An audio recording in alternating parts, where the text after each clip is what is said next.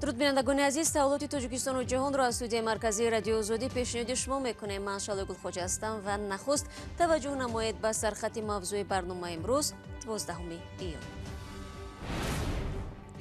در شهر کولوب طبیبان تلاش دارند زنی را که با خودسوزی قصد به جان خود کرد نجات بدهند. رجیستراسیا از خانه نبرآمده. قانون نو در روسیه ثبت نام شهروندان خارجی را طریق الکترونی امکان پذیر کرد. برای ما البته این بهتر است که وقتی به جای سفر میکنیم مثلا به نزد یگان دوستمون در جای دیگر خود را از قید بیرون نکنیم. من فقط برای 3 روز خود را از نو ثبت نام میکنم، تمام. و در پی ثبت رکلامه لاتاریا فعالان شبکه‌های اجتماعی مهربانی روشن را به مردم فریبی متهم میکنند. آوازخوان توجیک این ادعا را بی‌اساس میخواند. در کودکان نصیب نکنه من ولجیت کردگی نیستم این بوزی را آمدن تا حق هم خمیتیم هم بوزی نقش شو اگر ما حق تبام در کلش چنین مو میگیم. یک زن 34 ساله در شهر کولوب خودش را سوزانده است. در چند روز اخیر این خبری دوم است که از منطقه مذکور درباره خودسوزی میرسد. در اول همین هفته پزشکان نتوانستند ظریف عبداللهیفی 62 ساله را بعد قصد به جان نمودنش نجات بدهند. اگر این ساکن هلاک شده شهر کولوب را قرضداری به چنین عمل وادار کرده باشد، سبب خودسوزی جوانزن را حالا باید مقامات تفتیشاتی معین کنند. امردین اولیم و محمود جان رحمتزاده موضوع میدیند. اولیامو چلوبای 34 ساله نیمه شب 10 ایون در حمام خانه‌اش دست به خودسوزی زده است و همان شب خانواده‌اش آتش را خاموش نموده اولیامو را به بیمارستان میبرند. انور اسماعیلوف معاون سردختری بیمارخانه ولایتی شهر کولوب در صحبت با رادیو آزادی گفت که 96% بدن اولیامو سوخته است و آنها تمام تلاششان را برای نجات این زن انجام داده ایستادند. این مصاحبه ما گفت که متخصصان با تجربه را از دوشنبه هم دعوت کردند و اولیامو همیشه زیر نظارت آنها قرار دارد. از شعبه وزارت کارهای داخلی در شهر کولوب گفتند نسبت این حادثه تحقیق شروع شده است. یک منبع از این نهاد گفت که سبب اساسی دست به خودسوزی زدن اولیامو اوچیلووا در مناقشه های اویلوی بوده است. این منبع گفت از روی این حادثه مقامات دادستانی شهر و مقامات کارهای داخلی شهر کولوب به تحقیق آغاز کردند. تلاش های ما تا امروز برای گرفتن نظر اویله اولیامو اوچیلووا به نتیجه بود، اما همسایه های اولیامو در دهه سر آسیای جماعت ضربدار شهر کولوب گفتند این اویله زندگی تنج و آرام داشت و نمیدانند که چرا اولیامو دست به خودسوزی زده است و قصد جان خود کرده است. در یک هفته اخیر این حادثه دوم خودسوزی در شهر کولوب است. چند روز پیش از این حادثه ظریف عبداللهیف یک ساکن دیگر شهر کولوب در نزد اداره مالیه شهر خود را آتش زده بود و گفته بود سبب به خودسوزی دست زدنش در پرداخت نشدن مبلغ‌هایش از سوی همین اداره می باشد. امردین علیموف، محمود جان رحمتزاده، رادیوی آزادی، کولوب. همکاران همان حادثه را پیگیری دارند و بینندگان عزیز اگر اطلاع الوه‌ای دسترس شد آن را در سامانه آزادی پیدا خواهید کرد. دادگاه عالی تاجیکستان یک پناهجوی توجیک را به 20 سال زندان محکوم کرد. حزب‌الله شوالیزاده ساکن ناحیه عبدالرحمن جومی بهار امسال از австрия به تاجیکستان استرداد شده بود. نزدیکانش میگویند درباره حکم تلفنی خبر یافتند. شوالیزاده 29 ساله قبلا به مقامات австрия برای گرفتن حق پناهندگی مراجعت کرده بود ولی درخواستش رد شده است. وی پیش از استرداد به تاجیکستان 2 ماه را در بازداشتگاه وینا سپری کرد. شوالیزاده را داستانی کلی تاجیکستان با عضویت در حزب فعالیتش ممنوع نهضت اسلامی و خیانت به دولت متهم می‌کرد، چیزی که نمایندگان حزب در خارج رد نمودند.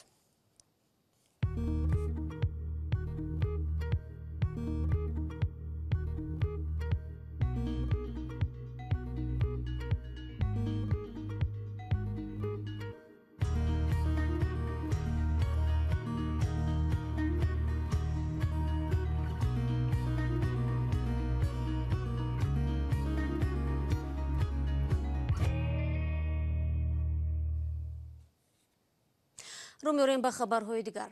روسیه به قانون درباره ترتیب به قیدگیری مهاجران و شهروندان خارجی تغییر علاوه وارد کرد.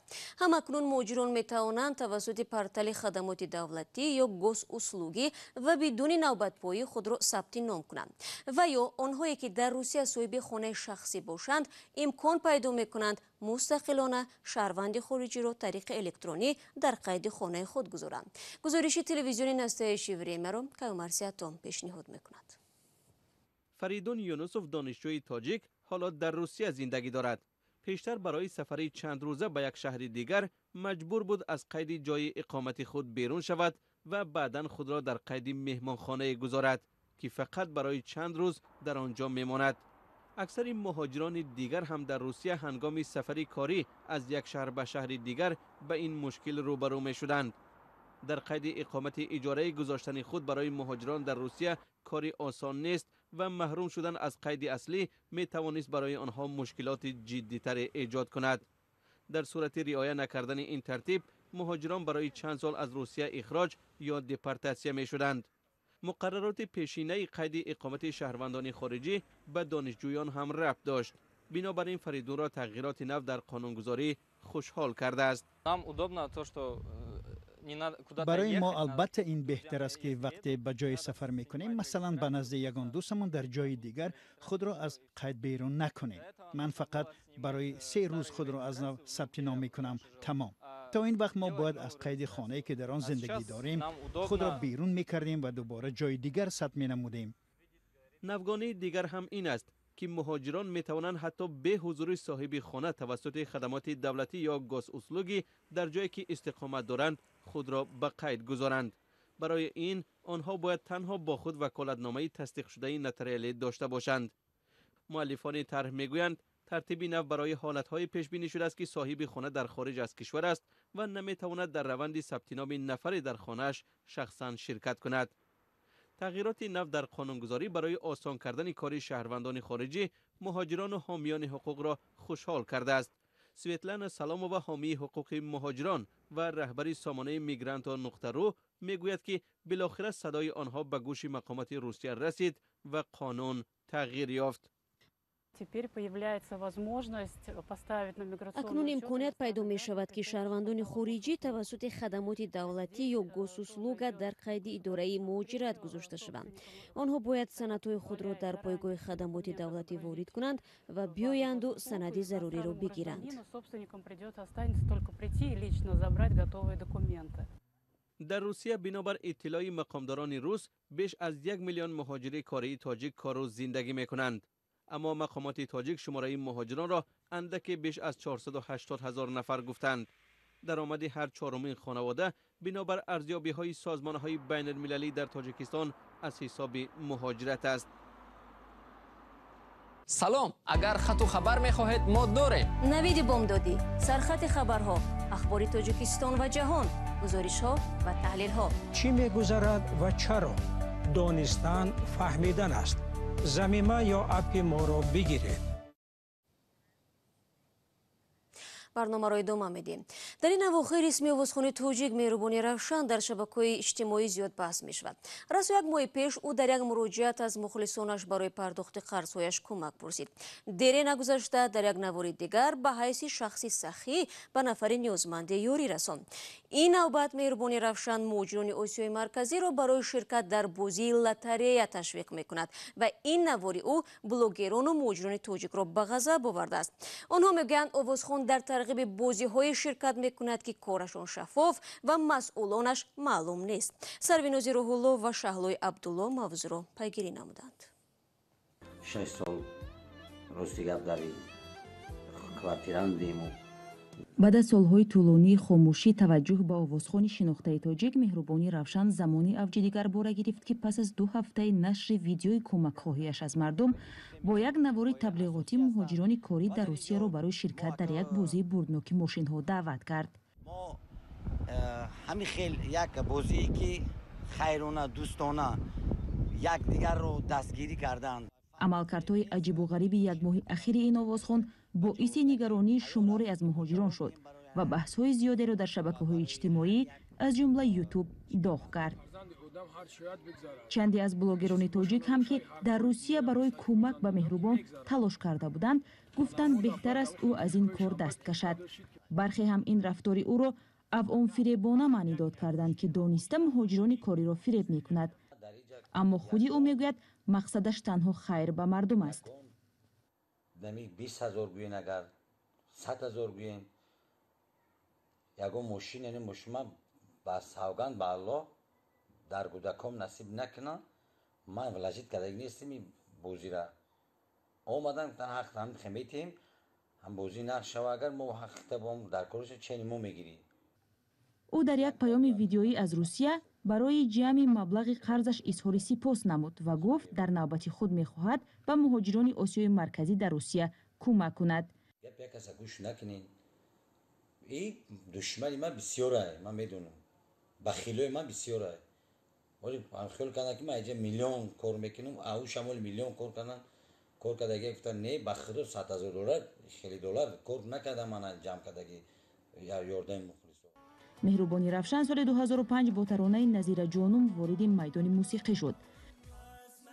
аввалин таронааш «Азмане» ки ҳамроҳ бо Садриддини Наҷмиддин ва Баҳроми Ғафурӣ иҷро кардааст, ӯро дар радифи ситораҳои аввали эстрадаи тоҷик овард. ӯ пас аз 3 албоми таронаҳояш сафари ҳаҷ низ кард ва соли 2011 эълон кард ки саҳнаро ба оҳистагӣ тарк мекунад ва рӯ ба таронаҳои мазҳабӣ меорад. ҳафтаи равон бо роҳандозии амалиёте бо номи Наврас милисияи Душанбе беш аз 90 ноболиғеро ошкор кардааст ки дар хиёбонҳои пойтахт бидуни ниқоб гашту гузор карданд. Ноболиғон ба идораи милисия бурда нашуданд, аммо онҳо ҳушдор гирифтанд ки дар шароити эпидемия бидуни ниқоб дар берун нагарданд ва дар хона бимонанд. Ин амалиёт дар ҳолест ки дар Тоҷикистон реҷаи карантин ҷорӣ нашудааст ва расман гашту гузор дар шаҳр манъ нест. дар изҳороти вазорати корҳои дохилӣ гуфта шудааст ки амалиёт дар миёни наврасон бо ҳадафи ҳифзи онҳо аз гирифторшавӣ ба коронавирус аст. аз 93 ноболиғӣ дар хиёбонҳо боздошт шуда, кормандони мақомот 8 нафарро барои оворагардӣ ба қабулгоҳ таҳвилгоҳи ноболиғон ирсол намуда, дигаронро барои фаҳмондадиҳӣ ба хонаҳо ҷавоб доданд. ба онҳо таъкид карданд ки ҳоло бидуни зарурат гаштугузор дар шаҳр мумкин нест. дар сомонаи расмии вазорати корҳои дохилӣ гуфта шудааст дар рафти амалиёти мазкур кормандони милитсияи пойтахт ошкор намуданд кӯдакони хурдсол аз бемасъулияти волидайни худ истифода бурда ҳам рӯзонаву шабона ба кӯчагардӣ машғул мебошанд. даъвати ситоди ҷумҳуриявии муқобила бо коронавируси нав дар мавриди берун нарафтан аз хона тавсиявӣ аст ва дар Тоҷикистон то ба ҳол карантини саросарӣ барои пешгирӣ аз коронавирус ҷорӣ нашудааст. бинобар ин ба гуфтаи ҳуқуқшинос Шокирҷон Ҳакимов, талаби милисия дар нисбати наврасон барои берун нарафтан аз хона асоси ҳуқуқӣ надорад. изҳороти вазорати корҳои дохилӣ дар бораи амалиёти наврасон ки дар сомонаи расмии ин ниҳод нашр шуд, чанд маротиба тағйир ёфт. ба гуфтаи Шокирҷон Ҳакимов дар хабари аввал гуфта шуда буд ки милисия дар баробари фаҳмондадиҳӣ ба наврасон дар сурати такрори ин амал волидони онҳоро монеи берун рафтани фарзанд нашудан ҷарима хоҳад кард. дертар ин банд аз мақола гирифта шуд. ҳуқуқшинос аз он изҳори ҳайрат мекунад ки чаро милисия мехоҳад маҳз бо наврасон дар ин мавзӯъ суҳбат анҷом диҳад, дар ҳоле ки дар хиёбонҳои шаҳр калонсолоне ҳам кам нестанд ки бидуни ниқоб гаштугузор мекунанд. амалиёти наврас аз ҷониби милисияи шаҳри Душанбе аз ин ба баъд ҳар рӯз гузаронида мешавад. аммо ҳуқуқи ҷарима бастанро мақомоти ҳифзи ҳуқуқ танҳо пас аз 15 июн бо мавриди амал қарор гирифтани қарори ситоди муқобила бо коронавирус пайдо хоҳанд кард. барои гаштугузор бидуни ниқоб дар шаҳри Душанбе аз 15 июн 290 сомонӣ ҷарима муайян шудааст. зимнан 2 рӯзи пеш вакилони парлумони Тоҷикистон на танҳо барои надоштани ниқоби тиббӣ, балки барои паҳн кардани бемориҳои хатарноки сироятӣ ва нашри ахбори ғалат дар бораи коронавируси нав ҷазову ҷарима таъин карданд. ин тағйирот ба кодекси ҷиноӣ ва кодекси ҳуқуқвайронкунии маъмурии Тоҷикистон ҳанӯз ба ҳукми иҷро надаромадааст, зеро бояд президент зери он имзо гузорад. خب با اینجا برنامه اخباری امروزه را به پایان میرسانیم. تا ملاقات بعدی در هفته نو، بینندگان عزیز شما میتوانید شبانه روزی خبرهای تازه را از وبسایت رادیوی آزادی بخونید. اگر خواستید گزارش‌های روز و جالب را تماشا کنید، پس به آزادی ویدیو کانال مخصوصی ما در یوتیوب بروید. شبکه‌های اجتماعی نیز در خدمت شما است. برایتان در دو روز آینده تنی صحت و استراحت خوب می‌خواهیم. تا برنامه نوبتی در هفته نو، خدا نگهدار.